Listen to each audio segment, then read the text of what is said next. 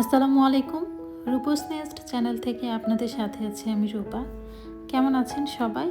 আশা করছি যে যেখান থেকে আমার এই আজকের ব্লগটি দেখছেন সবাই সুস্থ আছেন, ভালো আছেন। আলহামদুলিল্লাহ, আল্লাহর অশেষ মেহেরবানিতে আমরাও ভালো আছি।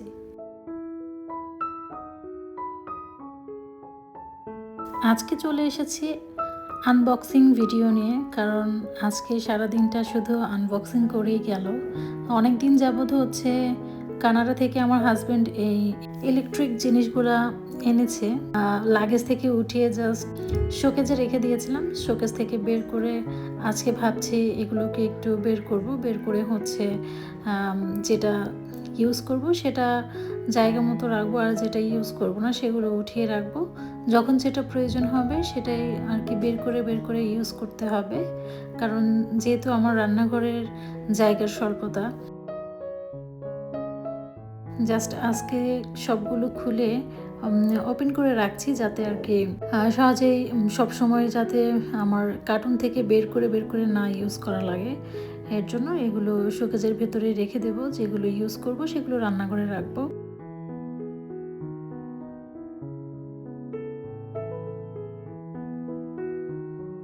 তো এই যে এটা দেখতে পাচ্ছেন, এটা হচ্ছে একটা টি কফি মেকার। এখানে চাও হবে আবার কফিও হবে। তো এটা আমার খুবই প্রয়োজন ছিল, যেহেতু আমার হাজব্যান্ড কানাডা থেকে এত দূর থেকে নিয়ে এসেছে। আমরা যখন থাইল্যান্ডে গিয়েছিলাম তখন হচ্ছে আমাদের কাছে দিয়ে দিয়েছে। তো এগুলি এখন নিয়ে এসেছি।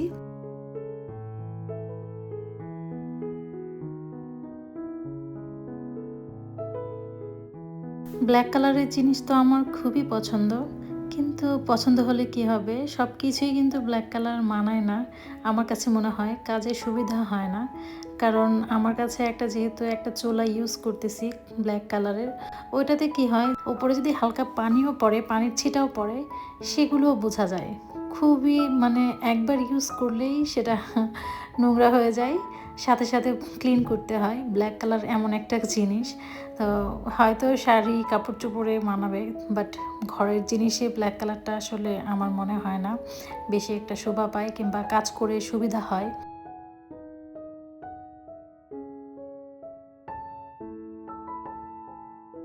যাই হোক, আমার হাজব্যান্ড যেহেতু নিয়ে এসেছে, তারপরেও আমার খুবই ভালো লেগেছে। আমার খুব পছন্দের কয়েকটা জিনিস, তো এগুলো আমি ইউজ করতে পারবো। তাই তো এখানে জাস্ট দুইটা জিনিস রেখে দেব, একটা হচ্ছে কফি মেকার আর একটা হচ্ছে টোস্টার।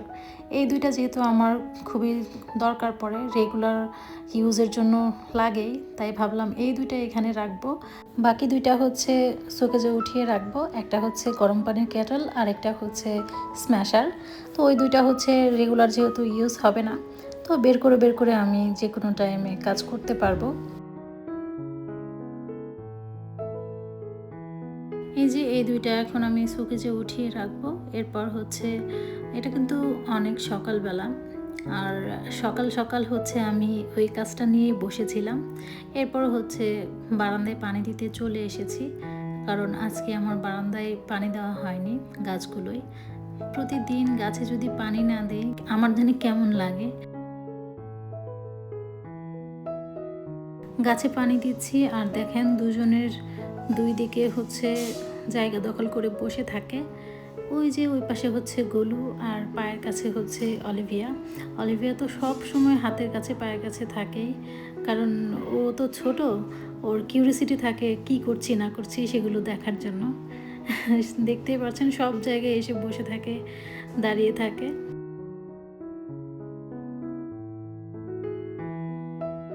এই ফুটেজটুকু হচ্ছে দুপুরের পর আমরা গোসল টোসল করে বসে আছি।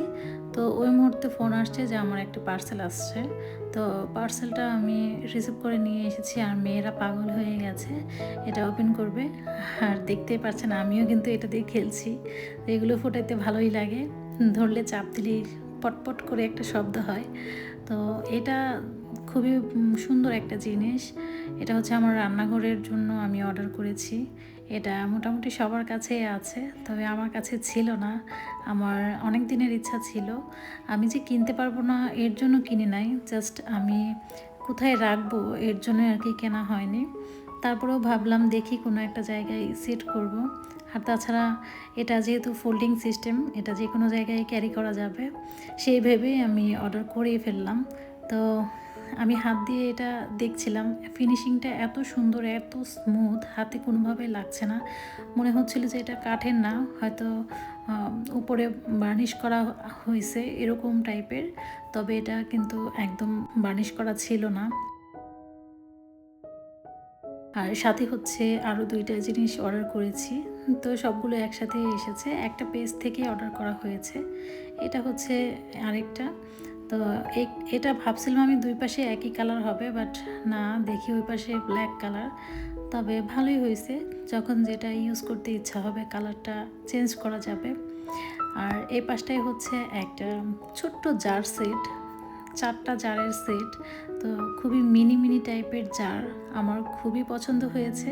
তো এটা নিয়ে নিলাম আর কি। কী রাখবো জানি না, হয়তো ছোট ছোট গোলমরিচ, লং, এরপর হচ্ছে বিভিন্ন ছোট টাইপের মশলা যেগুলো হয়, শুকনো মশলা, সেগুলোই রাখবো প্ল্যান করছি। এখনও কিছু রাখি নাই, জাস্ট অর্ডার করে নিয়ে আসলাম, ভালো লাগলো তাই। তো আনবক্সিং করার সময় দেখছি যে আমার থেকে আমার মেয়েই বেশি খুশি হয়ে গেছে, কিন্তু আমি তো, আমার মাথায় চিন্তা পড়ে গেছে যে আমি এটা আসলে কোথায় রাখবো। আমার কাউন্টার টেবিলটা আমি সবসময় আমার কাজের জন্যই রাখি, ফাঁকা রাখতেই পছন্দ করি আর কি।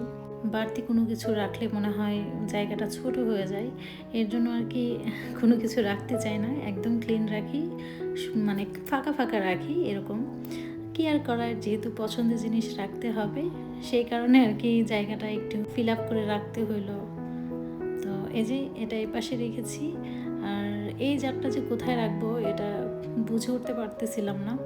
পরে ভাবলাম যে না, এটা এই কোণায় রাখি। তারপরে এটাও হইলো না, পরে অন্য জায়গায় রেখেছি আর কি। এদিকটায় এক ফাঁকে আমি ছাদে চলে এসেছিলাম, এসে দেখি শিম গাছের বিচি থেকে এত সুন্দর শিম গাছ হয়েছে, ধারণার বাইরে। কারণ এগুলো হচ্ছে আমি লাগাইছি। যাই হোক, মাশাল্লাহ হয়েছে। তো গাছের জন্য উপরে মাচা দিতে হবে, তো দেখি মাচা কি দেওয়া যায়। এর মধ্যে হচ্ছে বিকাল হয়ে গেছে, বিকালের পর আর কি রান্নাবান্না শুরু করে দিয়েছি। ভাবছি আজকে সকাল সকাল রান্না করে বসে থাকবো, রাতের ভেজালটা করব না আর কি। মেয়ের জন্য লাল শাক রান্না করেছি, আর চিংড়ি দিয়ে কুমড়োর ঝোল করেছি, চাল কুমড়ো যেটা সেটার। তো আজকে ভিডিও এই পর্যন্তই। সবাই সুস্থ থাকবেন, ভালো থাকবেন, আল্লাহ হাফেজ।